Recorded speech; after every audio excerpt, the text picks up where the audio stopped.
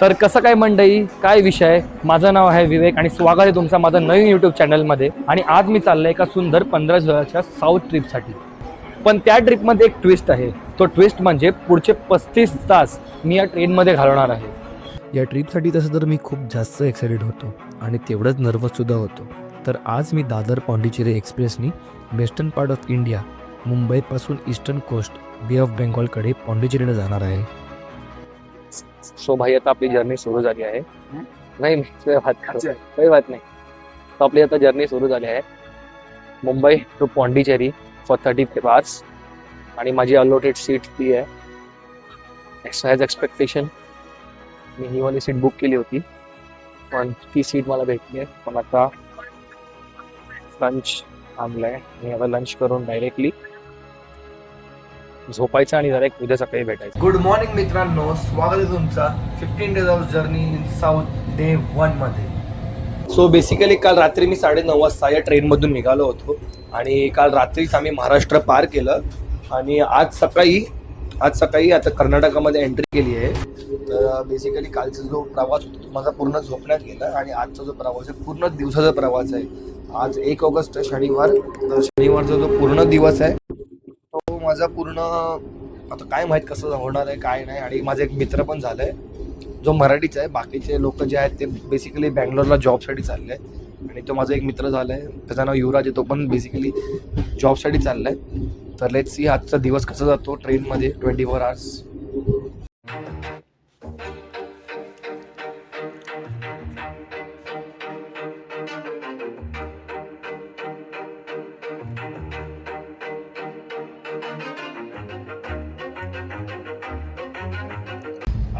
यार ब्रश करने का भी वीडियो ब्रश करने का वीडियो निकलता है. हाँ, तो बंदा क्या कर रहा है पता तो चलना चाहिए. बता रहा हूँ ना, मैं गलत में ड्रिंक किया था बोला. पैसा उतरोगे? अरे बाप रे. आता सकाळचे 10:30 वाजले आणि पहिल्या मिळल्या ट्रेनमधलं माझं तो पण अचानक भेटलेला फ्रेंड युवराजकडून. फर्स्ट मील काय काय दसमी चटनी दही. दसमे दही, ड्रायफ्रूट्स आणि एक भारीसा व्ह्यू. आता ट्राय करू कसं लागते दसमे. घे ही कसली चटणी आहे? शेंगदाणा. हां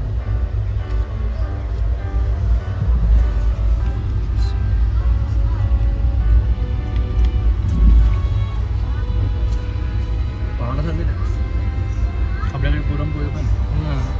का पुरणपोळी पण आहे? म्हणजे कालपर्यंत माझा खरंच काहीतरी प्लॅन नव्हतं की ब्रेकफास्ट काहीच नाही आणलेलं, काहीच नाही. आणि इकडे पण काय ब्रेकफास्ट भेटलं नाही. नशीब लागतं असं चांगलं ब्रेकफास्ट भेटलं नाही. खरं आहे का नाही? होममेड. तो भाई ट्रेन के स्टाफ से इंट्रोड्यूस करवाते हैं भाई. ये स्टाफ, आपका नाम क्या है? ओम प्रकाश मिश्रा. बासवान इज फ्रॉम बिया गया. आपका भाई तमिलनाडू. कुठे महाराष्ट्र आहे? अरे वा वा, भारी मराठी बोलत आहे. भारी मराठी बोलत आहे. वा वा वा वा. बाकी स्टाफ भाई, स्टाफ रूम बघ भाई कडक. वॉन्टेड बंदा in Dharavi police station. Exactly भाई, हीच लाईफ असते भाई. यांची लाईफ बोलते रे हे लोक. फक्त बघ ना काय बिहारीलाच मारतात.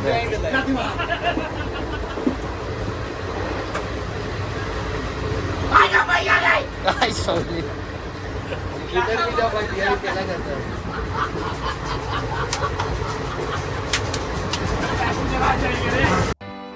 अशा वेगवेगळ्या टाईपची जर्नी एक्सपिरियन्स करायची माझी आधीपासूनच खूप जास्त इच्छा होती.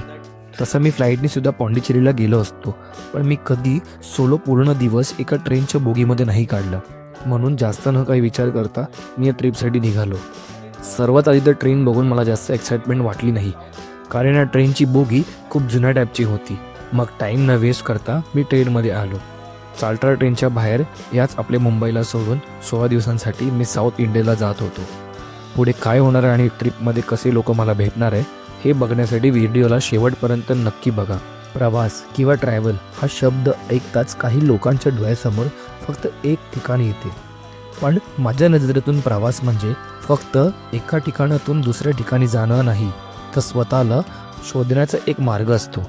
मला लहानपणापासूनच फिरण्याची खूप आवड आहे आणि कदाचित त्याच आवडीने आज मला इथपर्यंत घेऊन आलं. कारण ट्रॅव्हलिंग म्हणजे फक्त फिरणं नाही, तर तो एक खूप छान अनुभव आहे. अनुभव असतो त्या ट्रेनच्या सीटच्या, जी खरं तर आपली नसते, पण काही तासांसाठी तीच आपल्या घराच्या बेडसारखी वाटू लागते. सोपं भाषेत सांगायचं झालं तर ट्रेनमध्ये प्रवास करायचं म्हणजे एक वेगळाच अनुभव असतो. अनुभव असतो खिडकीतून बाहेर पाहताच तासन तास निघून जाणाऱ्या डोंगरांचा, नदींचा, शेतांचा आणि प्रत्येक बदलणाऱ्या दृश्यासोबत मनात साठवणाऱ्या आठवणी. अनुभव असतो अनोळखी लोकांना भेटण्याचा. काही मिनिटांच्या गप्पांमध्येही आयुष्यभर लक्षात राहतील अशा काही स्टोरी ऐकायला भेटतात. काही लोक पुन्हा कधीच भेटत नाही, पण त्यांची आठवण मात्र कायमसोबत राहते. सो गाईज, आता ऑफिशियली 24 आवर्स मला या ट्रेनमध्ये कंप्लीट झाले आहेत आणि आता बाकी आहेत फक्त 9 तास. आता 9 तास पूर्ण रात्री पुण्यात जाणार आहे. बेसिकली बघायला गेलं तर ही जर्नी माझ्यासाठी खूपच चांगली झाली आहे. मला एक छोटीशी बहीण भेटली आणि भावासारखा चांगला मित्र भेटला, तर खूप चांगलं वाटलं. थोडंसं एकटेच वाटते कारण बँगलोरला पूर्ण ट्रेन खाली झाली आहे. ऑलमोस्ट 70% पॅसेंजर जे आहेत ते गेले आणि आता ट्रेनच्या स्टाफवरच डिनर करणार आहे माझं. भेटूया मग डायरेक्ट डिनर. तो आपले मित्र ट्रेनचे स्टाफ, थँक्यू सो मच भाई आजच्या डिनरसाठी. Thank you so much. डिनरमध्ये चपाती आणि राईस, चपाती आणि ग्रेव्ही. कुठे कुठे गेलं? तर गुड मॉर्निंग मित्रांनो. आता फक्त राहिले 1 तास आणि 1 स्टेशन. सकाळचे आता वाजले 6:30 आणि मी पोचलो आहे विल्लुपुरम रेल्वे स्टेशन. आणि फक्त आता अर्ध्या तासात ते पाऊण तासामध्ये मी पोचणार आता पोंडिचेरीला. तर फायनली 35,000 जर्नीनंतर आता मी पोचलो आहे पोंडिचेरीला. खूपच चांगला एक्सपिरियन्स राहिला माझा या ट्रेनमध्ये. कारण मी एकटा होतो, कसं मी 35 तास काढणार हेच माझा विचार होता.